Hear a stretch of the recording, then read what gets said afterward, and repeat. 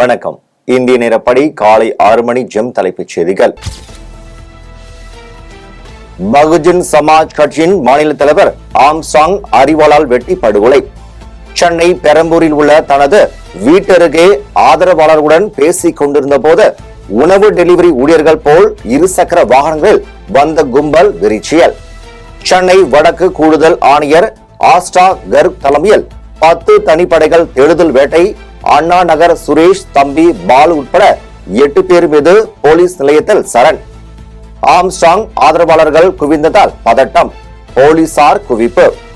கையில் கத்தி உள்ளிட்ட ஆயுதங்களுடன் கொலையாளிகள் தப்பி செல்லும் சிசிடிவி காட்சிகள் வெளியாகி பரபரப்பு.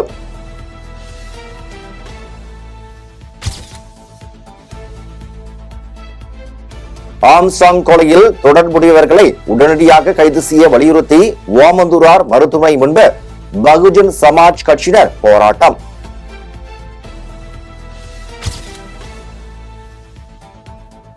படுகொலை செய்யப்பட்ட ஆம்ஸ்ட்ராங் உடலை பார்த்து இயக்குனர் ப. ரஞ்சித் மற்றும் நண்பர்கள், உறவினர்கள், கட்சியினர் கதறி அழுகை.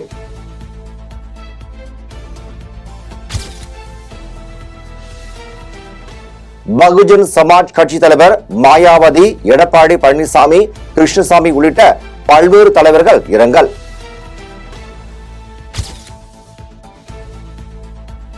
இங்கிலாந்து தேர்தலில் எதிரொலித்த தமிழ்நாடு அரசின் முத்திரை திட்டங்கள். முதலமைச்சர் மு.க. ஸ்டாலின் பெருமிதம். அதிகாரம் இல்லை என்பது பச்சை பொய். சாதிவாரி கணக்கெடுப்பு நடத்தாமல் இருந்துவிட்டு முதலமைச்சர் மத்திய அரசை குறை சொல்கிறார். பாஜக தலைவர் அண்ணாமலை புகார். உங்களுக்கு தெரியும், தமிழகத்தில் இதற்கு முன்பு கூட ஜாதிவாரி கணக்கெடுப்பை பொறுத்தவரை நாம் நன்றாக புரிந்து கொள்ள வேண்டும். திராவிட முன்னேற்ற கழகம் ஆட்சிக்கு வந்த பிறகு 2021க்கு பிறகு இதற்கு முன்பு ஜாதிவாரி கணக்கெடுப்பு நடத்துவதற்காக இருந்த கமிஷன், குலசேகரன் கமிஷனுக்கு அவங்க அங்கீகாரம் கொடுக்கல, நீட்டிப்பு கொடுக்கல, கொடுத்துதான் நடந்திருக்கும். இப்போ பீகார்ல ஜாதிவாரி கணக்கெடுப்பு நடத்துறாங்க. எப்படி நடத்துறாங்க? அங்கீகாரம் இருக்கு, நடத்துறாங்க. கர்நாடகால ஜாதிவாரி கணக்கெடுப்பு நடத்துறாங்க, அங்கீகாரம் இருக்கு, நடத்துறாங்க. ஏன் தமிழகத்தில் மட்டும் திராவிட முன்னேற்ற கழகம் நடத்தாம இருந்துட்டு அது மத்திய அரசு தான் நடத்தணும் ஏன் பழிய போடுறாங்க? பீகார் அரசு நடத்துறதுக்கு அதிகாரம் இருக்கு, கர்நாடகால காங்கிரஸ் அரசு நடத்துவதற்கு அதிகாரம் இருக்கும் பொழுது தமிழகத்தில் மட்டும் திமுக அரசு நடத்துவதற்கு அதிகாரம் இல்லையா? இந்த பச்சை பொய்யை எல்லாம் முதலமைச்சர் சொல்வதை நிறுத்திவிட்டு அவர் ஜாதிவாரி கணக்கெடுப்பு நடத்துவதற்கு தயாரா இல்லையா அப்படிங்கிற கேள்விக்கு மட்டும்தான் அவர் பதில் சொல்லணும். ராகுல் காந்திக்கு கள்ளக்குறிச்சிக்கு செல்ல வழி தெரியவில்லையா? மத்திய மந்திரி எல் முருகன் கேள்வி.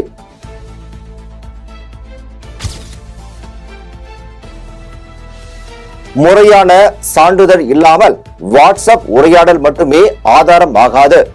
டெல்லி ஐகோர்ட் பரபரப்பு தீர்ப்பு.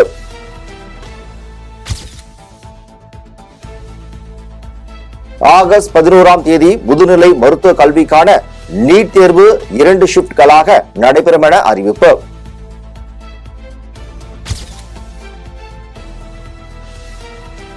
அண்ணாமலை மெத்த படித்தவர், அரசியல் ஞானி, வாயிலே வடை சுடுகிறார்.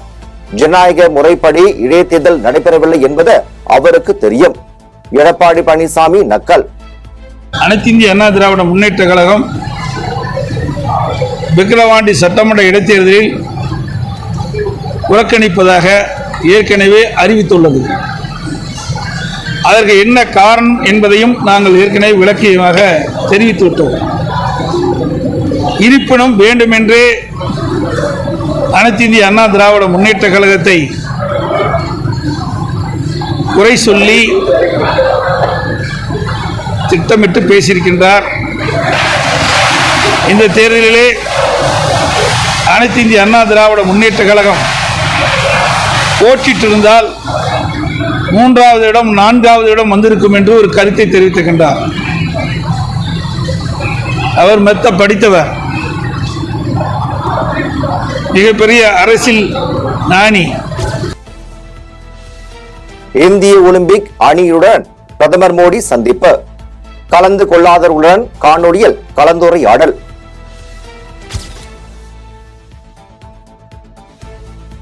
இங்கிலாந்து நாடாளுமன்ற உறுப்பினரான தமிழ் மகள் உமா குமரன்.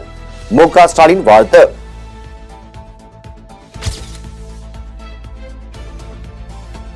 ஆம் ஆத்மி தலைவர் அரவிந்த் கெஜ்ரிவாலுக்கு ஜாமீன் மறுப்பு. டெல்லி ஹைகோர்ட் நீதிபதி செயல்பாடுகளுக்கு எதிர்ப்பு தெரிவித்து 150 வழக்கறிஞர்கள் சுப்ரீம் கோர்ட் தலைமை நீதிபதி சந்திரசூட்டுக்கு கடிதம். நீதிபதியின் சகோதரர் அமலாக்கத்துறையின் வழக்கறிஞராக ஆஜராகி வாதாடியதாக குற்றச்சாட்டு.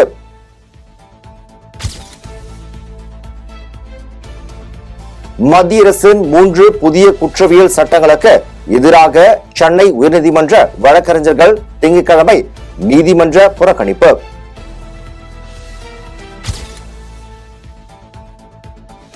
சென்னை டி நகரில் உள்ள பாஜக அலுவலகமான கமலாலயத்துக்கு மர்ம நபர் வெடிகுண்டு மிரட்டல், ஆசாமிக்கு வலைவீச்சு.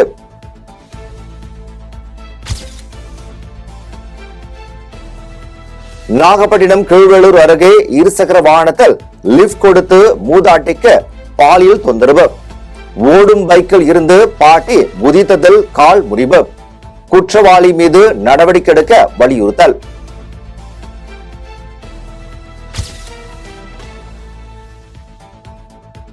சொத்து குவிப்பு வழக்கில் மறைந்த முன்னாள் அமைச்சர் அரங்க நாயகத்துக்கு விதிக்கப்பட்ட தண்டனையை உறுதி செய்தது உயர்நீதிமன்றம்.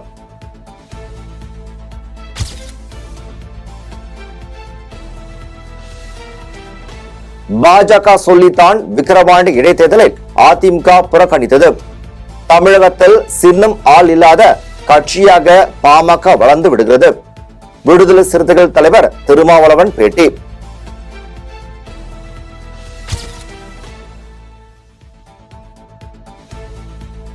அடிமையாக இருப்பதற்கு நாங்கள் இல்லை.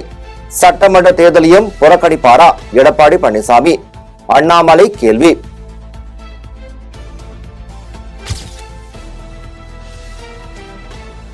திருச்சி லால்குடி அருகே காவலர்களை தாக்கிவிட்டு தப்பி செல்ல முயன்ற பிரபல ரவுடி கலைப்புலி ராஜா துப்பாக்கியால் சுட்டு பிடிப்பு.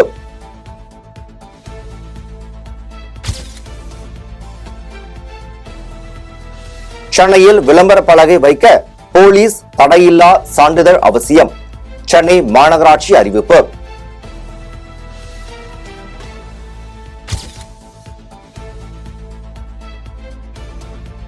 மோசடி வழக்கில் போலீசாரால் தேடல்.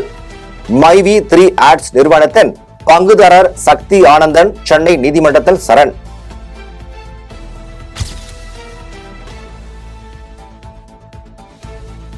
தெலுங்கானாவில் பிஆர்எஸ் எம்எல்ஏக்கள் 6 பேர் ஆளும் காங்கிரஸில் இணைந்தனர்.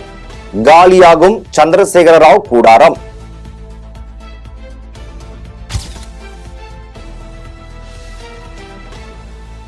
நீட் தேர்வை முழுமையாக ரத்து செய்வது நேர்மையாக தேர்வு எழுதிய மாணவர்களின் எதிர்காலத்தை பாதிக்கும். உச்ச நீதிமன்றத்தில் மத்திய அரசு பிரமாண பத்திரம்.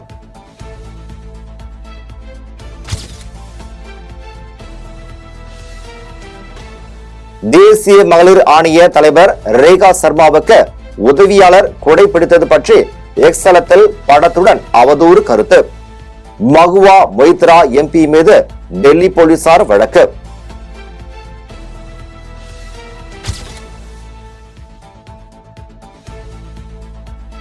ஆம்ஸ்டாங் படுகொலை அதிர்ச்சி அளிக்கிறது.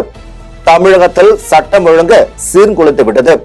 முதல்வராக தொடர தார்மீகம் உள்ளதா என தன்னைத்தானே ஸ்டாலின் கேட்டுக்கொள்ள வேண்டும்.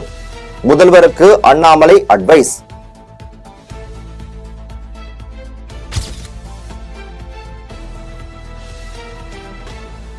கோவையில் நடந்த கிறிஸ்துவ பிரார்த்தனை கூட்டத்தில் இந்து சமயம் குறித்து அவதூறு. மத போதகர் பிரின்ஸ் கால்வின் மீது 4 பிரிவுகளில் வழக்கு பதிவு.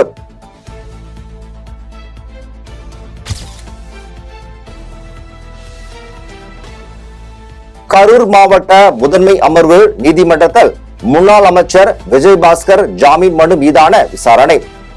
வீடியோ காலில் சிலருக்கு ஒளிபரப்பு செய்த வாலிபர் கைது.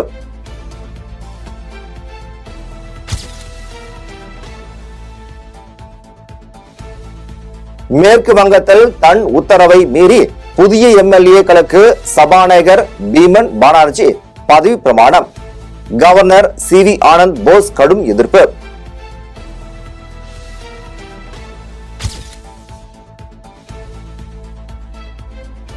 தமிழகத்தில் 3 மாதங்களாக ரேஷன் பொருட்கள் விநியோகத்தில் தட்டுப்பாடு என கூறுவதா? எடப்பாடி பழனிசாமிக்கு அமைச்சர் சக்கரபாணி பதில்.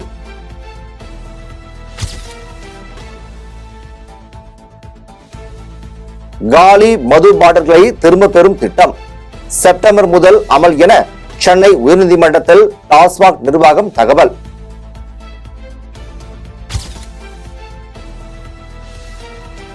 தென்கொரியாவில் ரோபோ தற்கொலை, இணையத்தில் மக்கள் இரங்கல்.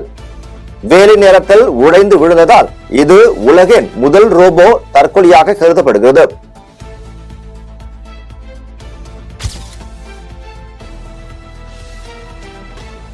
இங்கிலாந்து தேர்தலில் பிரதமர் ரிஷி சுனக்கின் கன்சர்வேட்டிவ் கட்சி படுதோல்வி, தொழிலாளர் கட்சி வெற்றி.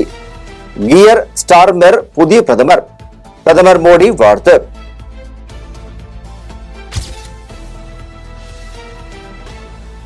இங்கிலாந்து நாடாளுமன்ற தேர்தலில் 18 இந்திய வம்சாவளியினர் வெற்றி.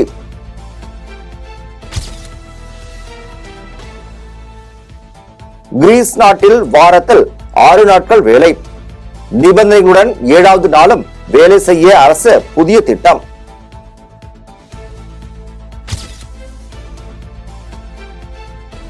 எனக்கு அதிகம் தூக்கம் தேவை, 8 மணிக்கு மேல் எங்கும் செல்ல மாட்டேன். அமெரிக்க அதிபர் பைடன் திடீர் தகவல்.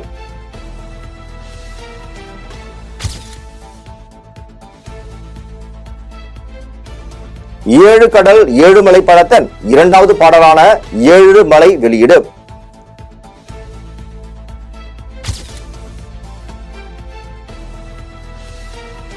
ரஜினிகாந்த் நடிக்கும் கூலி படப்பிடிப்பு ஹைதராபாத்தில் தொடக்கம்.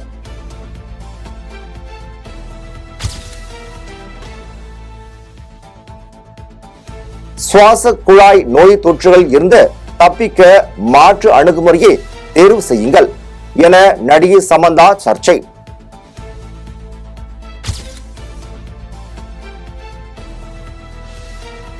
பத்து ஆண்டுகளாக காதலித்து ஏமாற்றி விட்டார். தெலுங்கு நடிகர் ராஜ் தருண் மீது இளம்பெண் புகார்.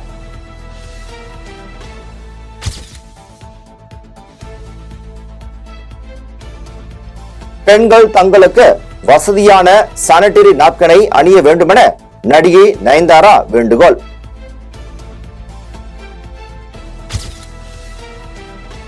இத்துடன் ஜெம் செய்திகள் நிறைவடைகின்றன. மீண்டும் ஜெம் செய்திகள் காலை 8:30 மணிக்கு. உடனுக்குடன் செய்திகளை காண GemLive.tv என்ற இணையதளத்தில் இணைந்திருங்கள். நன்றி, வணக்கம்.